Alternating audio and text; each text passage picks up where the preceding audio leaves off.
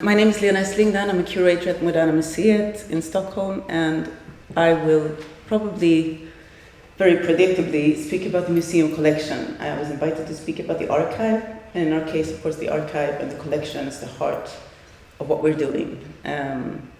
I will give some sort of profile on how it got started, and some of the difficulties and some of the challenges and possibilities of working with the moving image in a context like ours, where we have a lot of other types of media, of course, surrounding these films or these works. This is one of the first exhibitions of Pontus Hulténs. He's the first director and the curator of the museum.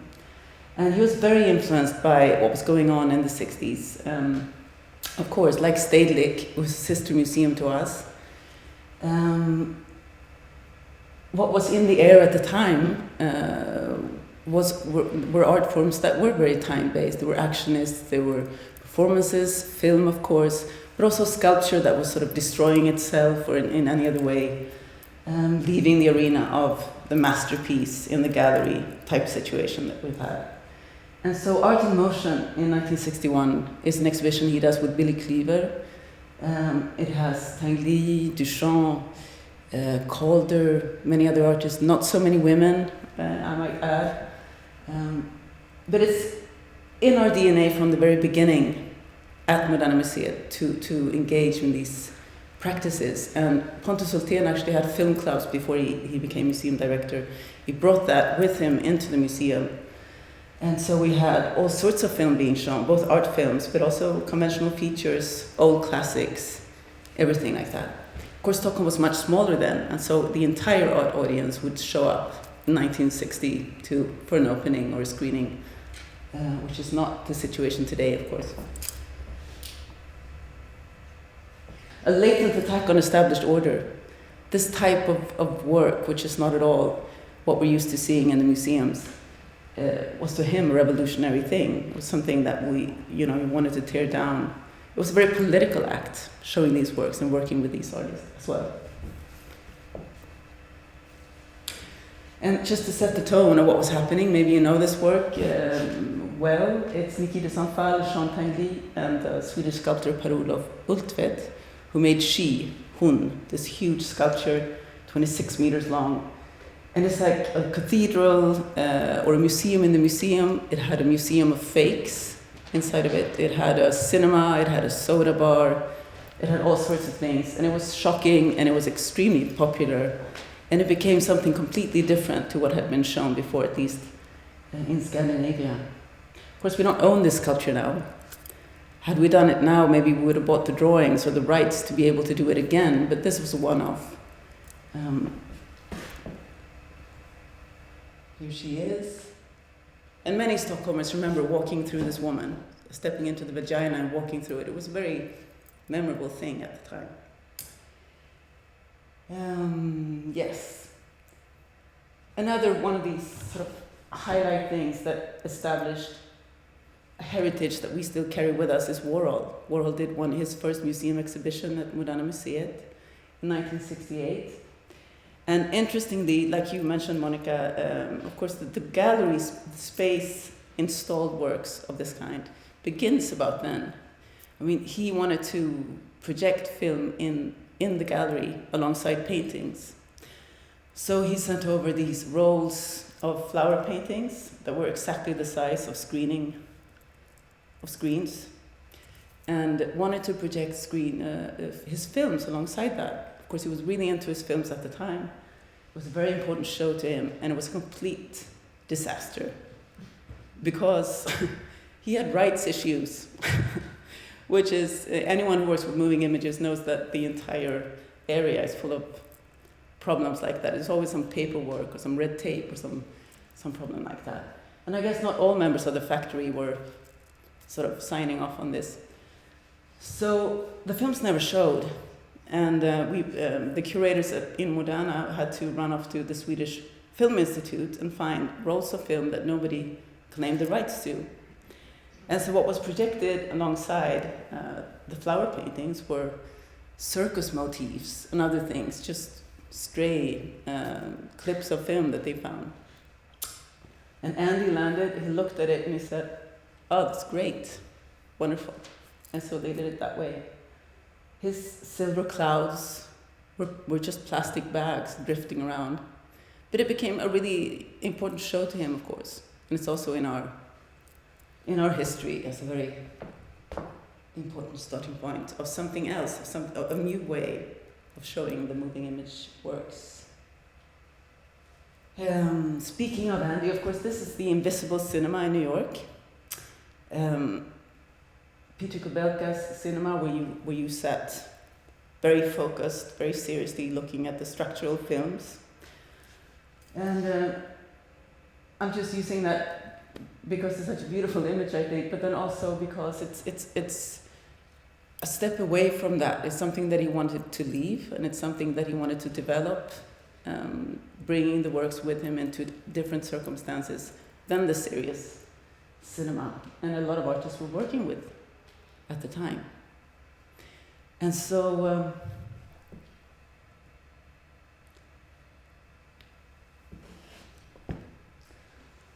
in the early 80s, we did this show, or this program, together with Jonas Mekas, actually, who have curated with Claes Söderqvist, the Swedish filmmaker.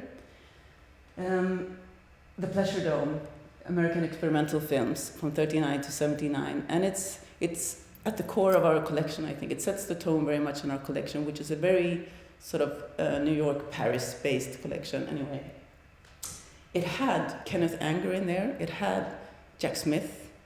Jonas never offered to sell those, strangely. Somehow his taste, I think, came into also what we were offered to buy afterwards and save for our collection.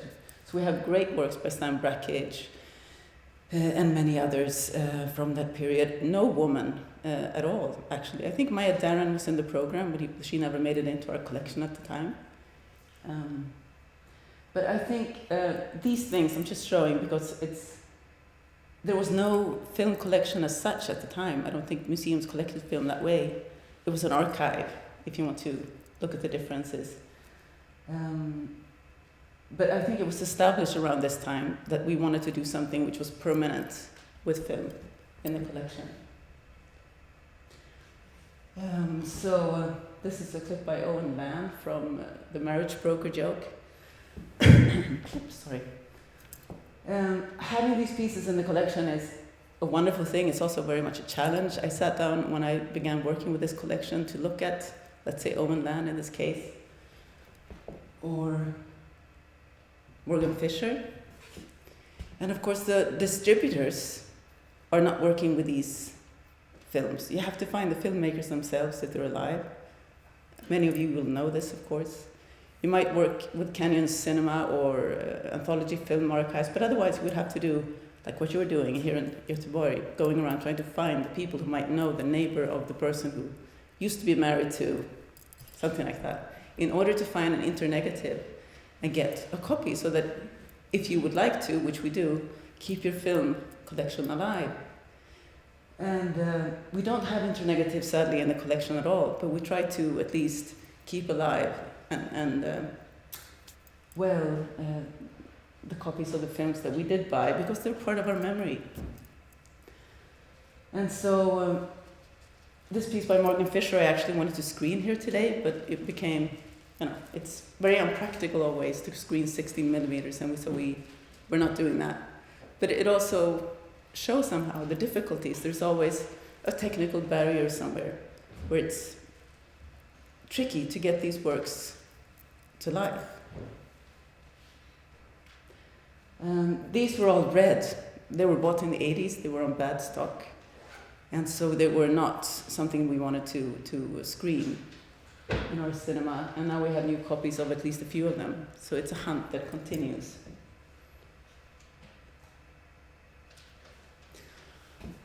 Another thing that we're able to do rarely, but sometimes, is commission or co-producer work. And so this work by Dan Graham, Rock My Religion, was done with Moderna Museet as well.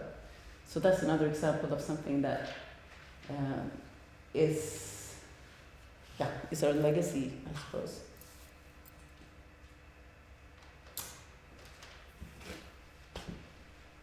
I was thinking when I got this invitation, so what do we talk about? What's the collection? What's the archive? And I guess the museum could be seen as sort of a recording device, a huge recording device that tries to pick up background noise and high frequencies of what's going on out there, and at least some of it will come into the museum and be transmitted again later sometime. And they come in different forms, and what we are trying to sort of, what we call our collection, I guess, would be the works that the artist consider not a work of art, of course, first of all, and something that we have the rights to show. Anastasia Ax is one of many people over the decades who've done important performances in the museum. This piece is in our archive, as it's a film performance, but not really a work. But it's still part of something that we pick up. That's part of our memory base. But I wouldn't consider it part of the collection.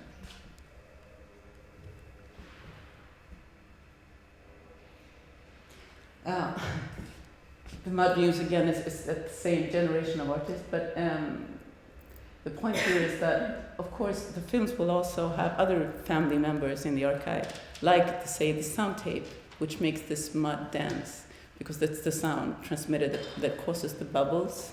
It's a very intricate sculpture that has its own caretaker. It traveled to Brazil not so long ago and is now having to go to a spa, the entire thing, because we need to get it in order again. But again, the sort of time-based works are found in all departments of the museum. They end up, though, in the same archive, which is nowhere as nice as yours, Monica. Sadly, it doesn't have that air lock that you go through, nothing like that. But it's as good as it is right now, and we're working with the different conditions to keep the work safe. This is not a work in the collection. This is a projection by Krzysztof Wodyczko, stumbling through my Polish pronunciation, of the Hirshhorn Museum, or at the Hirshhorn Museum.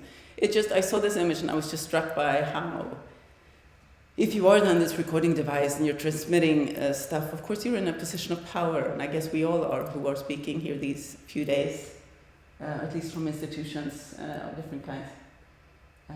What are we buying? What are we showing? How are we showing it?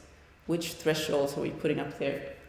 And how are we transmitting? We were discussing at lunch now whether or not, some artists refuse to even communicate in media when they are exhibiting with us. It's very rare, but it happens. And we want to be very broad in our communication, at least in a museum like ours. And that is also something that sets up a challenge. How do you access all these works, which are sometimes very difficult, sometimes very time-consuming, sometimes very delicate? How are they supposed to be shown within the premises of an institution like ours?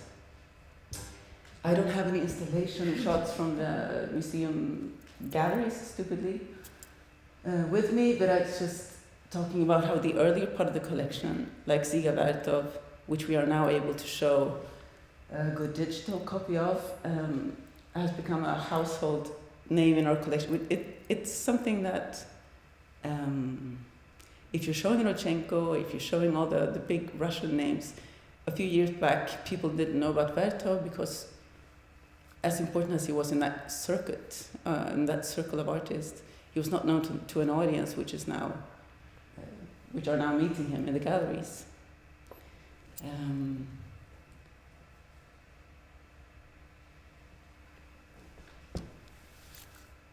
Of course, the later part of the collection is demanding in other ways. This is a work by Elis Attila, a huge, very space-hungry work, let's say, that you can only install so often. And that really demands top technology.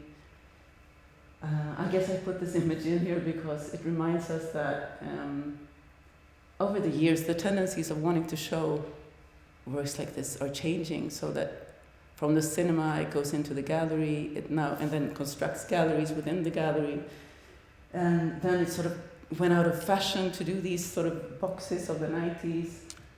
This is an even later, even more elaborate piece by Elisa.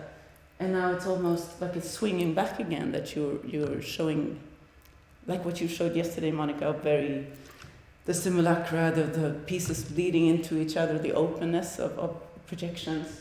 And I'm sure it's going to swing back again. People are working on all fronts all the time. But it's also very intricate work if you have to own the technology, if you have to have the drawings, etc. And of course, naturally, we also screen in our cinema, where many of these works belong, where they were made to be shown. And in this case, with Ken Jacobs' work, you couldn't show it anywhere else. Of course, we don't have the right either to digitize any of the works by the American avant-garde, like Brackage, for example, which made me curious of the Polish collection, rights-wise, and how that works. But I guess it's a specific genre of artists who really demand that it's only ever shown on celluloid film. But that is also something that we're doing, of course, with the collection. Not as much as I would hope to, as we have so many programs in the museum anyway. And also, strangely, I don't know if you others find this, but when we screen things in the cinema, we have a particular cinema audience. We don't reach a tenth of the people we would otherwise. It's not just the people pass through or do not pass through the galleries. It's a different audience. It's an audience who decide they want to go see an art film. We want to reach them, but we also want to really introduce this material and the importance that films had since 1900 to all, somehow. You also asked about research in the invitation for this, and of course we have researchers coming in, we have students watching screenings or coming in to see particular works. If you do come in, you will be going to this Renzo Piano designed place, which is the machine inside the museum. It's the Pontus Hultén Study Gallery. It's supposed to have screens you can see out there that lifts out. You can choose which work you want to see, and it's being lifted out like a huge, like a weird computer picking out the things you're wanting to look at. Of course, it's broken down now, and so it's all asleep and it's full of other activities instead. But now it's a research room for the time being, and that's where you're able to also take a look at works that aren't on display, unless, of course, you want to see it in the cinema, which might take you longer to access. Here's another commission by Jenka Szolibare, a work we did with Marysia Lewandowska on museum futures, and actually on both the history and the future of our museum. I guess the exhibitions that we make, just as they were in the 60s, are very important as a base for what we will be collecting, because what we're discussing, what we're interested in, what we're wanting to show, will be reflected. Gerard Byrne is doing a project at the Biological Museum in Stockholm, and he just finished that film and it's being shown in London. It's a collaboration with this institution in London, a university in Australia, and Moderna Museet, which my colleague Magnus of Petersens is doing. And so we will be showing this next spring. I'm really curious to see what he's been doing with the archive, the memory of this museum, which is a diorama type situation, which is really interesting in Stockholm, and falling apart, basically.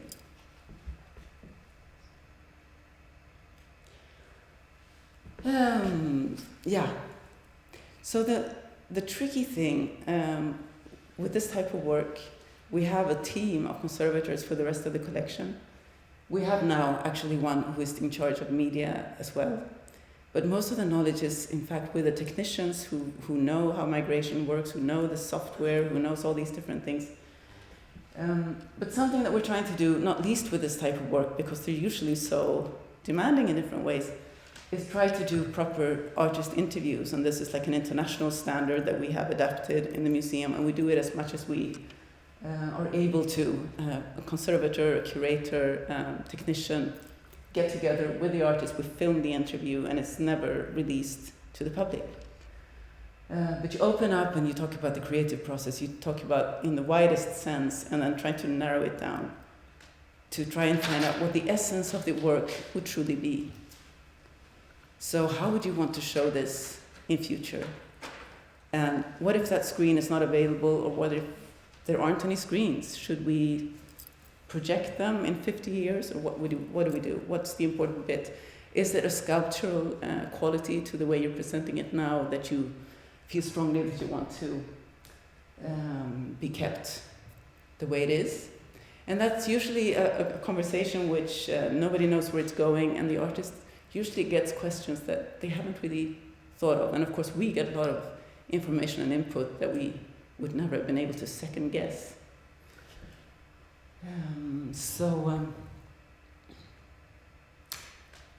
With Nanyon Pike, I guess you didn't really have to do the interview because there was so much material on what he does anyway and what he did. And so with the TV chair,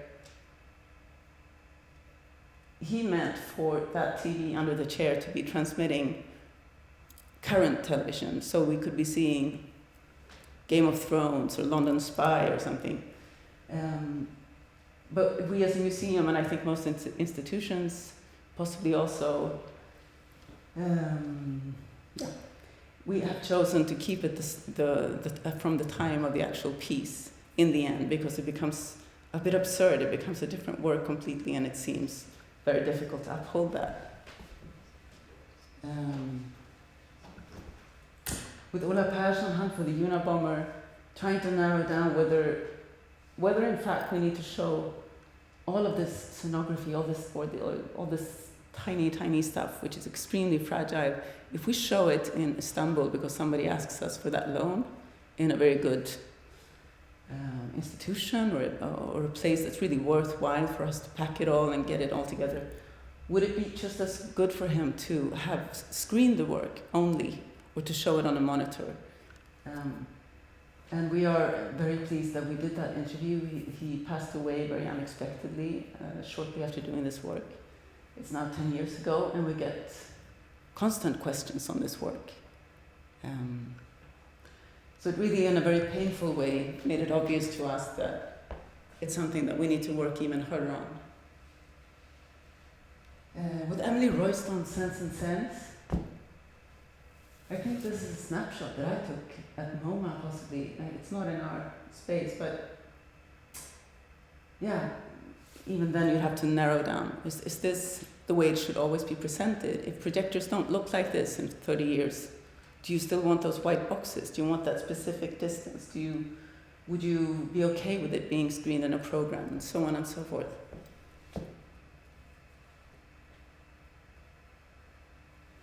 And this is not in our collection, but just on the aspect of how one keeps thinking of, or how we have to follow the artist, of course, in what they're thinking or where they seem to be going.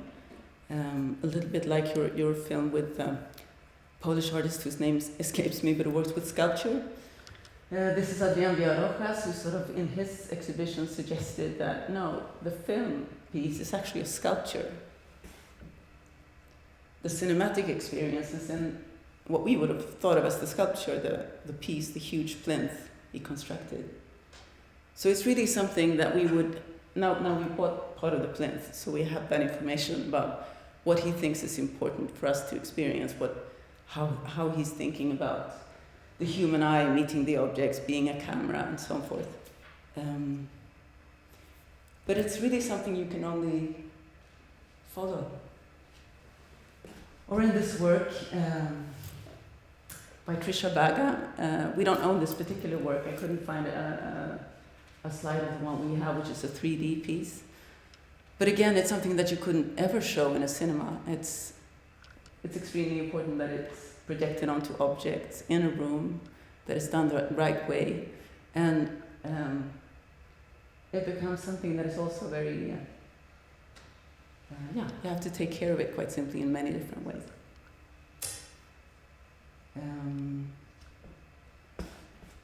I guess it was Bruce Nauman who said that a great art piece can stay relevant for many, many years and for ages perhaps, but it will, and in the end it's going to be thought of as an archaeological object somehow, that you are thinking of and treating that way. But trying to keep the works alive and do them as much justice as you can is, I guess, the best way of just keeping them vivid.